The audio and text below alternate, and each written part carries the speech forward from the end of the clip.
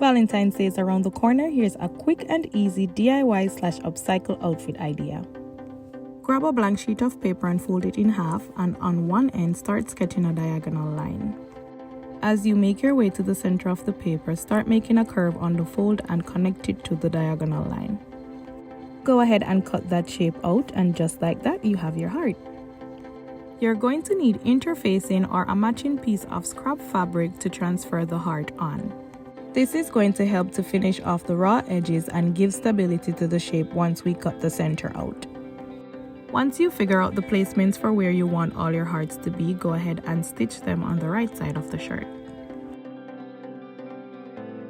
Once you're finished, cut the center of the heart out and make small slits along the edges of the shape.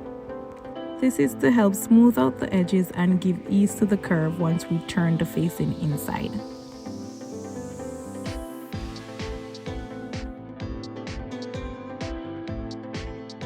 Now it's time to top stitch the heart.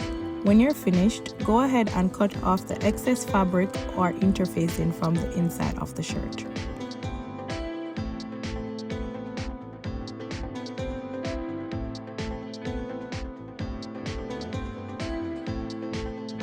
Adding the rhinestones is probably my favorite part. It's so therapeutic. Let me know if you enjoy it as well. The rhinestones I got from Walmart and the B7000 glue I got from Amazon. And just like that, you have a cute and fun outfit ready for a night out. I styled it with this rhinestone bralette that I got from Forever 21. Some people like to wear their hearts on their sleeves, but I prefer to wear mine on my collar. Thanks for watching and see you next time.